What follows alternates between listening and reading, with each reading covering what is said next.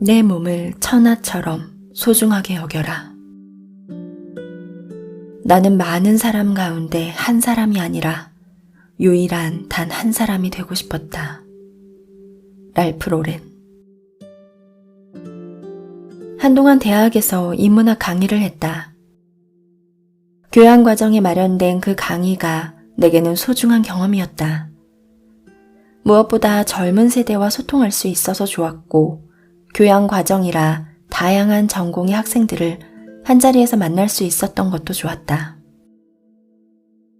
나는 과제로 내게 인문학이란 나의 첫사랑, 20년 후 나는 어떤 모습일까? 와 같은 제목의 에세이를 제출하게 했다. 요즘 젊은 사람들이 글쓰기에 능하지 못하다는 뉴스를 본 적이 있었기 때문에 그런 기회를 통해서라도 학생들이 생각을 글로 표현하는 연습을 하면 좋을 것 같았다. 그런데 학생들이 제출한 에세이를 읽으면서 그동안 내 생각이 얼마나 편협했는지 절실하게 깨달았다. 학생들의 에세이를 읽고 부끄러워질 정도였다. 맑고 깊은 그들의 생각과 영혼에 정말 깜짝 놀랐다. 내가 마주했던 학생들의 가장 큰 장점은 모두가 삶에 대한 주관이 확고하다는 점이었다. 그들은 모두 자기 삶의 주인공들이었다. 세상의 기준에 휘둘리지 않고 자신만의 삶을 잘 준비하고 있었다. 사랑도, 연애도, 일도, 꿈도 그들은 모두 나를 중심으로 설계했다. 남의 눈치를 보느라 자신의 삶을 옆으로 밀어두는 학생은 단 한 명도 없었다. 그 과제물을 받아본 지가 벌써 10년이 다 되어가니 그들은 지금쯤 당당하게 자신의 길을 걸어가고 있을 것이다. 누군가는 정보 전문가가 되어 세상을 이롭게 하는 일을 하고 있을 것이고, 누군가는 브로드웨이의 오페라 무대 뒤에서 묵묵히 자신의 꿈을 키우고 있을 것이다.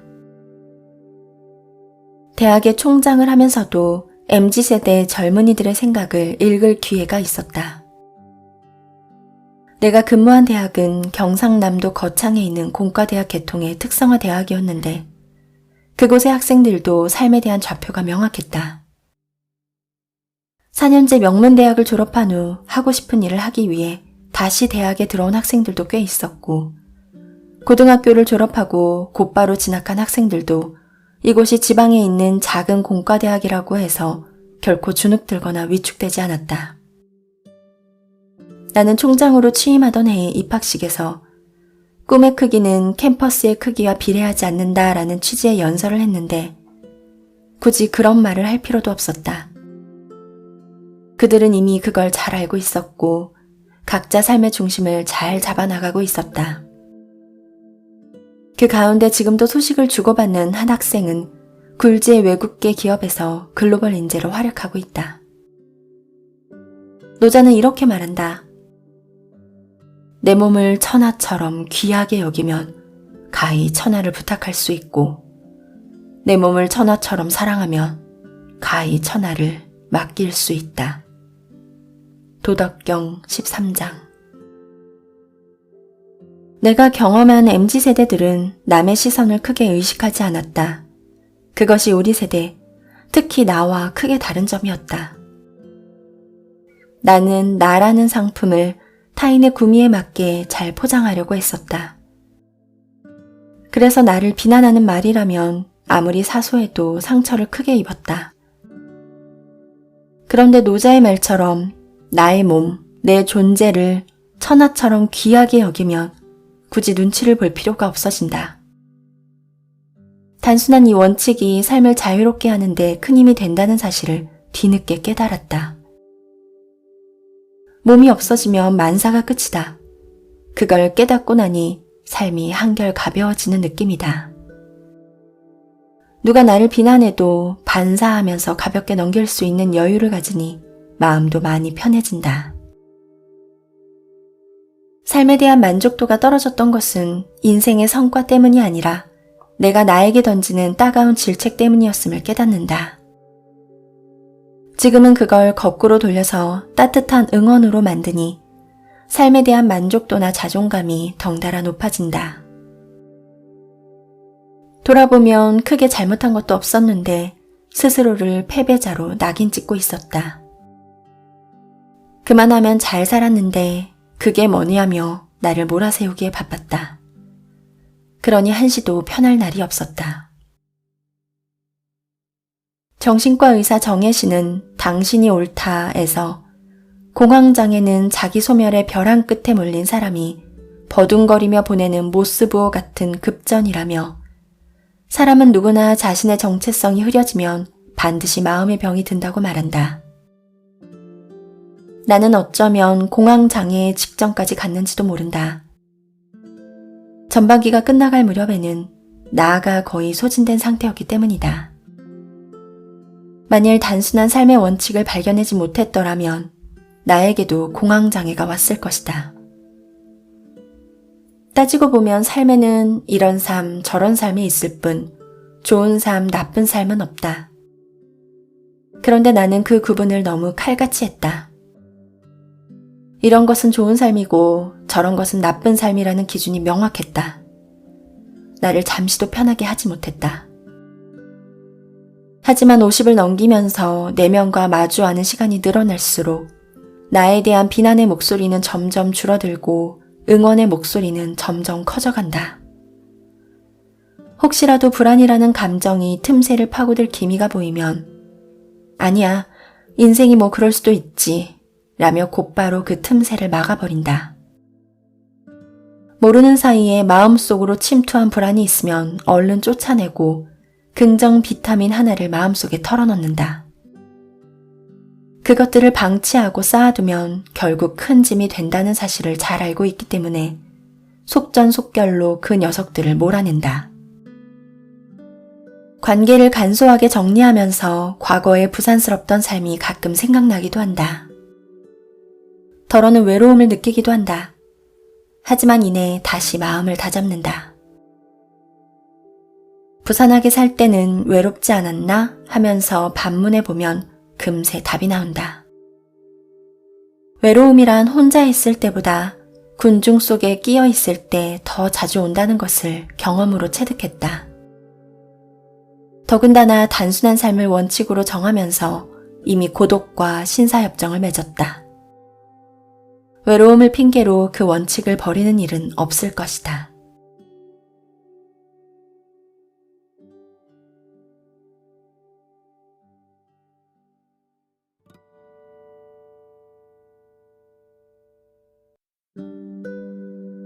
자신을 믿고 마음 가는 대로 행하라. 너는 네 세상 어디에 있느냐? 너에게 주어진 몇몇 해가 지나고 몇몇 날이 지났는데 그래, 너는 네 세상 어디쯤에 와 있느냐? 마르틴 부버, 인간의 길. 평범한 일상이 얼마나 소중한지 우리는 잘 모른다. 지나고 보면 그 순간이 가장 소중한 시간이었는데 막상 그때는 잘 인지하지 못한 채 무심코 흘려보낸다. 인생에서 가장 소중하고 찬란했던 기적 같은 순간을 그냥 흘려보내다니 인간은 참으로 어리석은 동물이다. 요즘 나는 그런 실수를 되풀이하지 않으려고 노력하는 중이다. 예전에는 친구가 갑작스럽게 전화를 걸면 얘가 왜 뜬금없이 전화했지? 라는 생각으로 계산부터 먼저 했는데 이제는 그냥 반갑다 친구야의 태도로 산다. 이 나이에 손해를 끼칠 친구가 어디에 있겠으며 설사 그렇다 해도 그게 얼마나 되겠는가. 나에게 전화를 걸어준다는 사실만으로도 그가 나를 귀한 존재로 여기는 증표가 아니겠는가? 이 글을 쓰기 전에도 그렇게 친구 2명을 보고 왔다. 한 명은 고등학교 졸업 후 처음 만나는 친구였고 다른 한 명은 대구 서문시장에서 작은 도서관을 하는 친구였다. 서울 오는 길에 얼굴 한번 보고 싶다길래 묻지도 따지지도 않고 주소를 찍어줬다. 굳이 인생을 아름답게 장식하려는 생각도 접기로 했다. 그 대신 원래부터 인생은 아름다운 것이었다고 생각하기로 했다. 실제로도 인생은 태어날 때부터 아름다웠다. 나라는 존재는 이 지구상에 한 송이밖에 없는 유일한 꽃이다. 자연처럼 그 자체로 아름다운 것이었는데 자꾸 뭔가를 덧대려고 했다. 그러다 보니 힘만 들고 내가 원하는 디자인과 색깔이 나오지 않으면 화를 내고 실망했던 것이다. 이제부터는 내가 어떤 모습이든지 상관없이 나를 사랑하기로 단단히 마음먹었다. 스토리가 잘 나오든 못 나오든 상관하지 않고 그저 나를 주인공으로 당당하게 끌고 갈 생각이다. 감독과 연출을 다른 누구에게 맡기고 싶은 생각도 없다.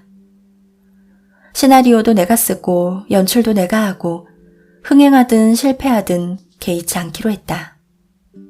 그냥 마음 가는 대로 물 흐르는 대로 살기로 했다. 봄에는 봄처럼, 여름에는 여름처럼, 가을에는 가을처럼, 겨울에는 겨울처럼. 누군가 승자의 기록은 햇빛을 받아 역사가 되고 패자의 기록은 달빛을 받아 신화가 된다라고 말했지만 이제는 삶이 역사가 되든 신화가 되든 신경 쓰지 않는다. 무엇이든 결국 내가 살아낸 삶 아닌가? 간절한 마음을 담아 노력해 나간다면 행운의 여신이 달빛을 햇빛으로 바꿔줄지 또 누가 아는가? 다만 단순한 삶을 원칙으로 삼았으니 단단하게 끌고 갈 수 있는 내공을 길러야겠다고는 다짐한다. 한번 스텝이 꼬이면 원칙이 무너지고 원칙이 무너지면 후반전이 제2의 전반전이 될 수도 있으므로 그런 일을 만들지는 말아야겠다고 생각한다. 지금 당장 단순한 삶의 결실이 눈에 또렷이 보이지 않아도 끝까지 가보리라는 생각이다. 마음속에 있는 두 개의 그릇 가운데 나쁜 마음을 담는 그릇에는 물 한 방울도 채우지 않고 좋은 마음을 담는 그릇에만 존재의 의미를 가득 채워나가리라 맘먹고 있다. 설사 가능성이 크지 않다 하더라도 나를 믿고 하나씩 행하다 보면 원하는 삶의 그림을 그릴 수 있을 것이라고 기대하고 있다. 노자는 이렇게 말한다. 배를 든든하게 하고 뼈를 강하게 한다. 도덕경 3장. 누가 뭐라든 나는 배를 채우고 뼈를 강하게 하련다. 배가 곧 나라는 존재고 뼈가 곧 삶의 토대다. 그보다 더 소중한 것은 없다. 배가 고픈데 안 고픈 척하던 버릇도 이제 버리기로 했다. 살다가 때로 눈물을 흘리고 싶을 때가 있으면 이제는 마음껏 눈물을 흘리려 한다. 눈물을 많이 흘려본 눈이 더 건강하다는 말도 있지 않은가? 남들은 나를 빨간색으로 볼 수도 있고 파란색으로 볼 수도 있다. 그럴 때 예전에는 내가 왜 빨간색이야? 내가 왜 파란색이야? 하면서 항변했는데 이제는 그럴 필요를 느끼지 않는다. 그건 그저 그들이 쓰고 있는 안경의 색대로 나를 보는 것뿐이다. 그 안경을 벗길 권한이 내게는 없다. 중요한 것은 나만이 가지고 있는 나의 색이다. 오늘은 산책길에서 쓰려고 모종삽과 비닐 장갑 2개를 준비해뒀다. 잊지 않기 위해 쇼핑백에 담아서 현관 신발장 위에 올려놨다. 아내는 당진에 내려가고 없다. 물때에 맞춰서 조개를 캐겠다고 했다. 아침에 비가 오길래 비가 오지 않느냐고 문자를 보냈더니 날씨가 화창하다라는 답신이 왔다. 다행이다. 하지만 내게는 비가 근심이다. 혹시나 그게 비에 떠내려갔으면 어쩌지? 하는 생각에 마음이 조급해진다. 며칠 전 붓꽃이 줄지어 피어있는 연못 언덕배기에 까치 한 마리가 죽어있길래 안내소 직원들에게 잘 좀 묻어달라고 부탁했는데 어제 보니 그대로였다. 그래서 오늘은 내가 직접 묻어주려 한다. 토지의 길상이는 키우던 까치 나리가 과식해서 죽자 다시는 생명을 받지 말거라 라고 기도했는데 나는 다음에는 좀 더 밝은 눈을 가진 생명을 받거라 라고 기도할 참이다. 지나가는 사람들이 모종삽으로 땅을 파는 나를 이상하게 보더라도 개의치 않기로 했다. 이건 불쌍한 생명에게 자비를 베푸는 일일 뿐이다. 창밖을 보니 여전히 비가 내린다. 일기예보에서는 다행히도 오후에 비가 갠다고 한다. 이번에는 제발 예보가 맞기를. 마음이 편해지고 싶어 결국 까치를 묻어주고 왔다. 까치를 위한 장례는 나를 위한 장례이기도 했다.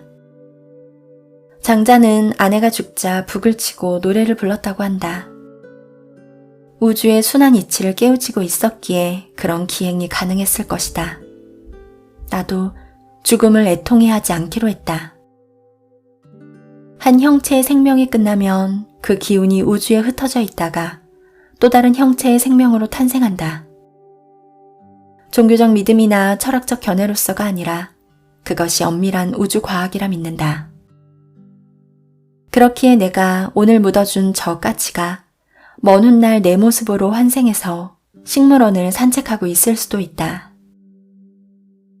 까치야, 편히 쉬거라.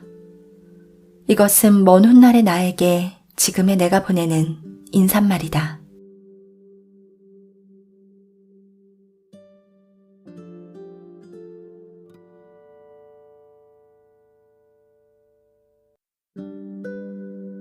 내일을 위해 오늘의 행복을 미루지 마라.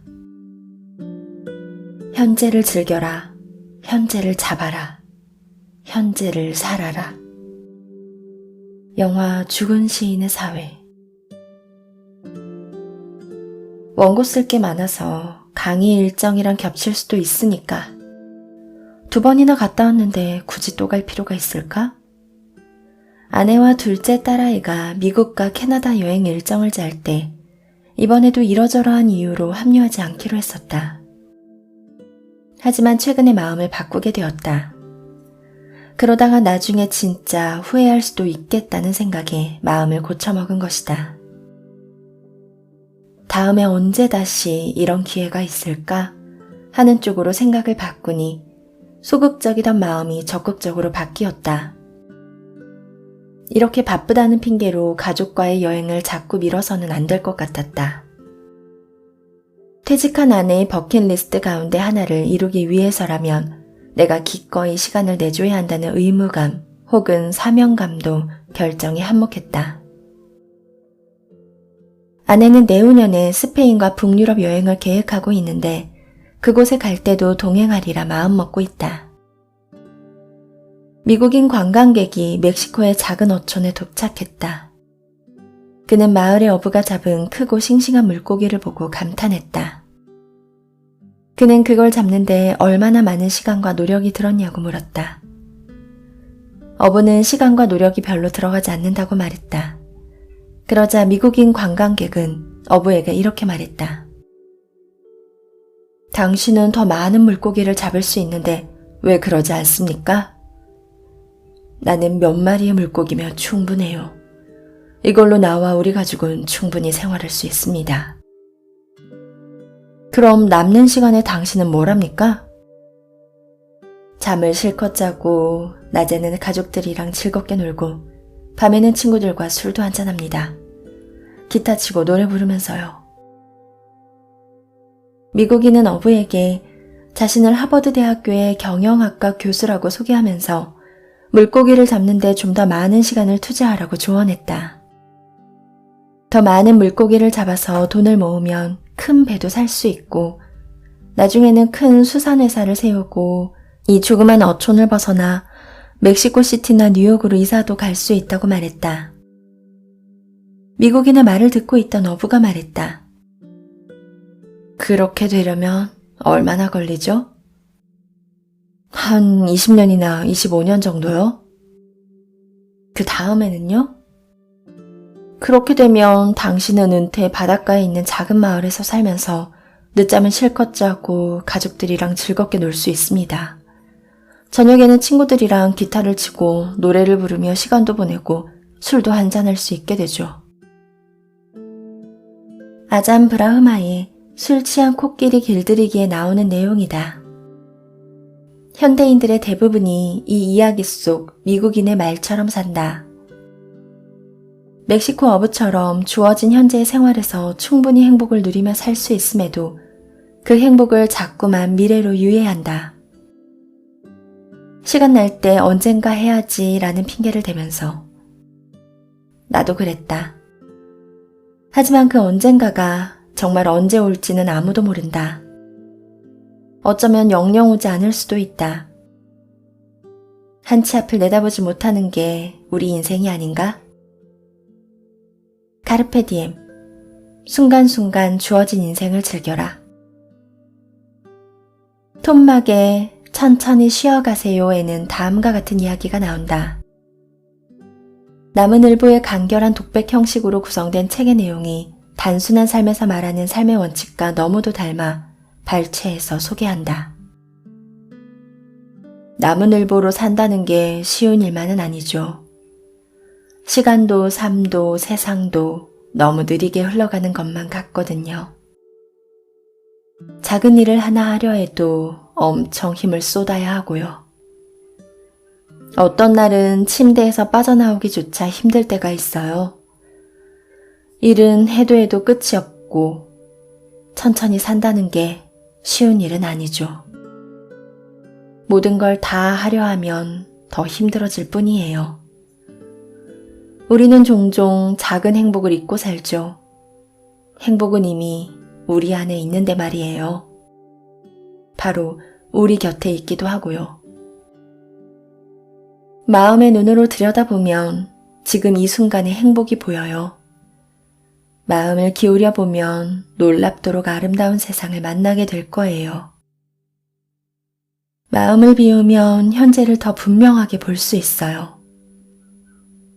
마음을 돌보는데 정해진 시간 따윈 없어요. 평범한 일상 속에서도 얼마든지 마음을 다스릴 수 있어요. 마음을 챙기는 일은 쉽지만은 않아요. 어떤 날은 더 힘이 들어요. 그럴 때는 너무 애쓰지 않아도 돼요. 싱그러운 햇살을 받으며 걸어보아요. 걸을 땐 걷는 것만 생각하세요. 서두를 것 하나 없어요. 남은일보가 마지막으로 전하는 말이 있어요. 꿈은 크게, 노력은 꾸준히. 자신에게 휴식 시간을 주는 거 잊지 마세요. 차도 한 잔 마시면서. 남을 의식하지 말고 나만의 속도로 나아가요. 노자는 이렇게 말한다. 까치발로는 제대로 설 수 없고 보폭을 넓히면 제대로 걸을 수 없다. 도덕경 24장. 풀을 베는 사람은 들판의 끝을 보지 않는다. 자기 앞에 놓인 풀을 한 움큼씩 묵묵히 베면서 들판의 끝에 이른다. 풀 한 번을 벨 때마다 일어나 들판의 끝을 바라본다면 그는 아마도 풀을 반도 베기 전에 마음이 먼저 지치고 말 것이다. 아직도 저렇게 풀이 많이 남았어? 하는 마음에 무리하게 낫을 놀리다 보면 풀이 아니라 제 손을 벨 수도 있다.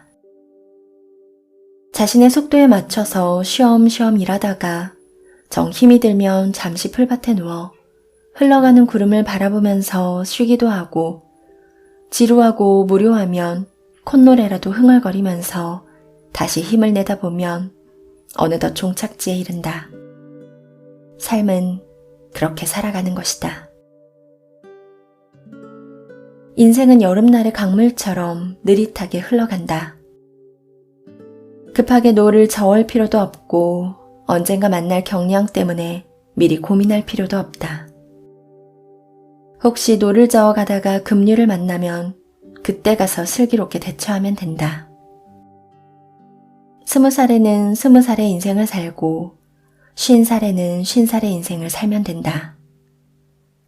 오지 않은 피부의 노화를 미리 걱정하는 것은 쓸데없이 얼굴에 주름을 늘리는 어리석은 일이다. 지혜롭지 못한 사람은 내일을 걱정하고 어제를 후회하느라 오늘을 그냥 그렇게 흘려보낸다. 반면 지혜로운 사람은 오직 현재만을 바라보고 즐긴다.